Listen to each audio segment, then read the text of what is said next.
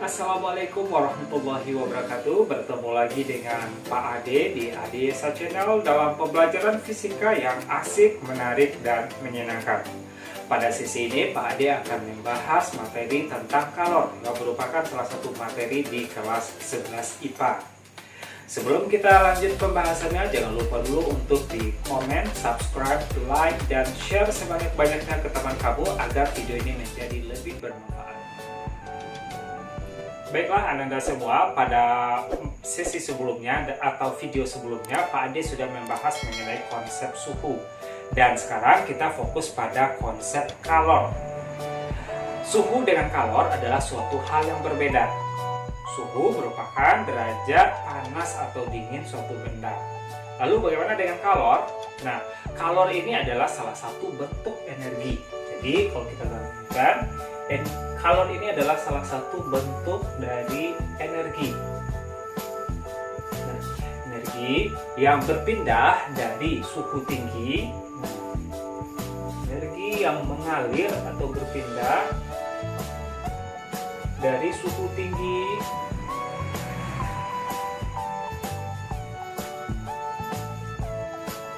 menuju suhu rendah.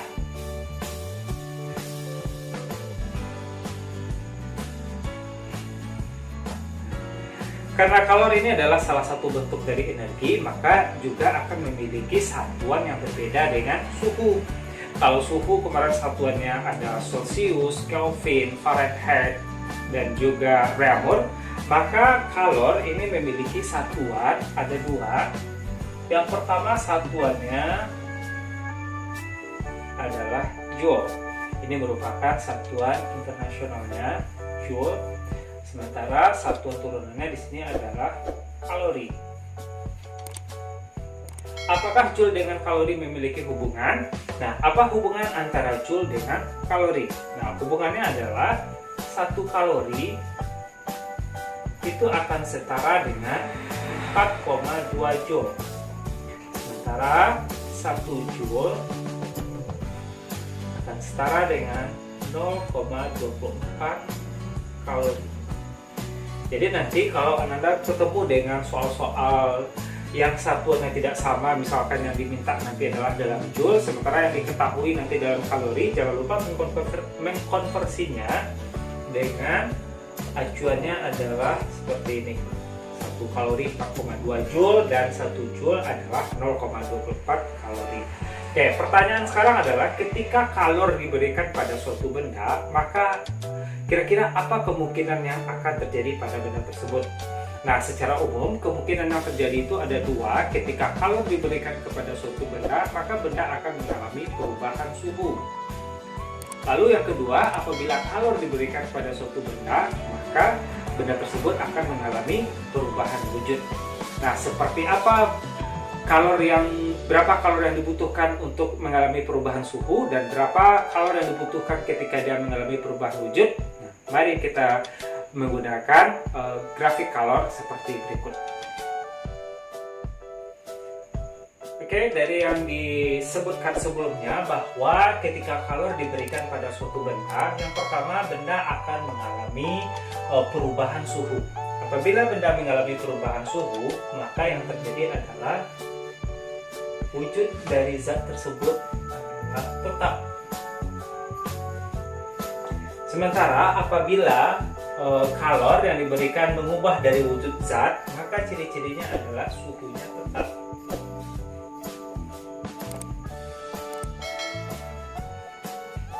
Kalor ini kita simbolkan dengan Q. Nah, berapa besar kalor yang digunakan untuk mengubah suhu dari suatu benda? Nah, ini yang kita kenal atau yang familiar dengan rumus I sama dengan M dikali C dikali delta T.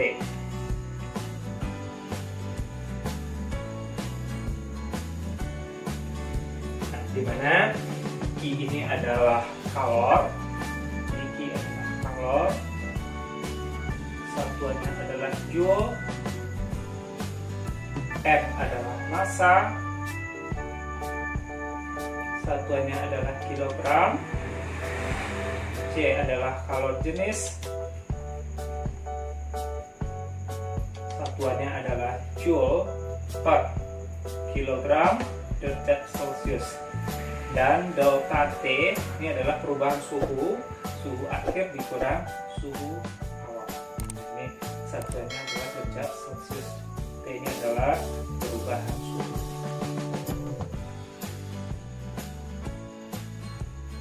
Oke.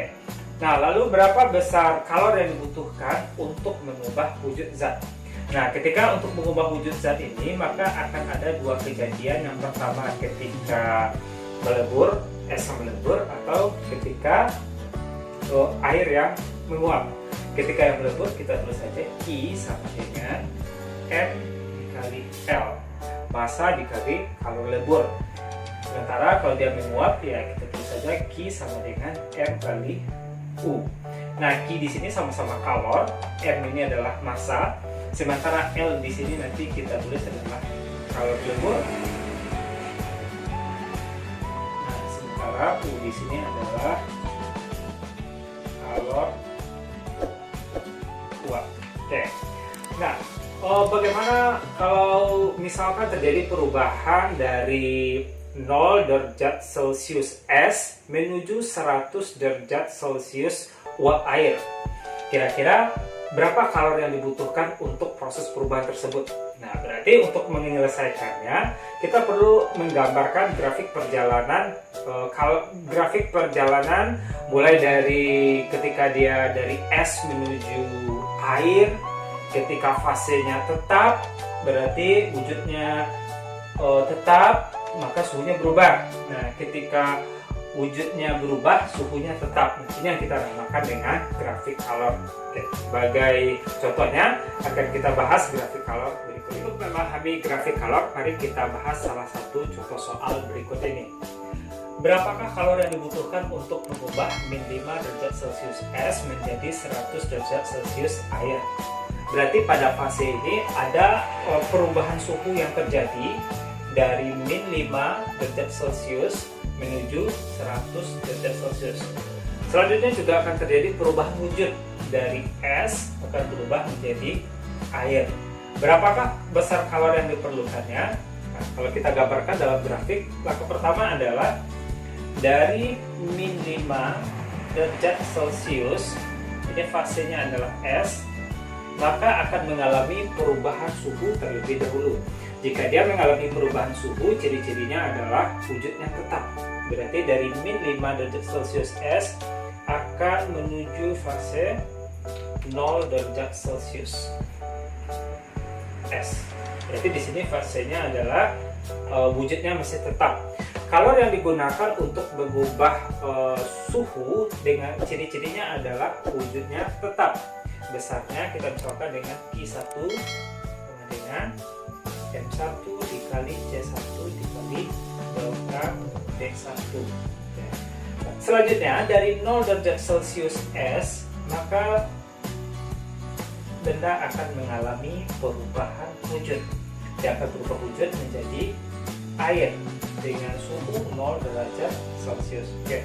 Jika wujudnya sudah berubah, maka ciri-cirinya adalah suhunya tetap. Maka ini kita misalkan dengan Q2. Oke. Nah, ini peristiwa yang terjadi adalah perubahan es menjadi air, berarti melebur. Maka kalornya adalah kalori lebur. Berarti M2 dikali dengan L. Nah, yang terakhir, nanti dari 0 derajat Celcius air baru akan naik suhunya menjadi 100 derajat Celcius air. Oke, sini 100 derajat Celcius air. Oke, yang berubah di sini adalah suhu, sementara wujudnya tetap. Ini kita misalkan dengan Q3. Sama halnya dengan ketika es dengan es, ini kan wujudnya tetap, tetapi suhunya berubah. Kalau suhunya berubah berarti Q sama dengan MC delta T. Berarti di sini M3 dikali C dikali delta T. Di sini kan fasenya sudah air, berarti C air. Sementara di sini ketika S, berarti C-nya adalah CS. Nah, berapa keseluruhan kalori yang diperlukan? Berarti penjumlahan dari mulai dari peristiwa min 5 derajat Celcius es sampai pada 100 derajat Celcius air. Maka Q total adalah Q1 tambah Q2 ditambah. Nah, kira-kira seperti itu kalau kita ketemu soal yang terjadi perubahan wujud, terjadi perubahan suhu, maka kita tidak bisa langsung menggunakan rumus QMC delta T saja, tetapi kita lihat dulu bagaimana prosesnya. Apakah terjadi perubahan wujud? Kalau perubahan wujud, berarti ciri-cirinya adalah suhunya tetap. Apakah dia melebur atau menguap? Berarti Q kali M kali L atau Q sama dengan F kali U. Kalau yang terjadi adalah perubahan dari suhu, maka ciri-cirinya adalah wujudnya tetap. Baru ini yang kita gunakan, Q sama dengan Mc delta T. Jadi seluruh kalor yang diperlukan adalah penjumlahan dari fase-fase yang dilalui ketika diberikan kalor pada suatu benda. Mudah-mudahan penjelasan ini Ananda semua dapat memahaminya dengan baik. Nah, untuk lebih memahami lagi, ingat fisika akan semakin Ananda dapatkan konsepnya apabila rajin mengerjakan latihan soal. Sampai di sini dulu, mudah-mudahan Ananda dapat memahami dengan baik. Assalamualaikum warahmatullahi wabarakatuh.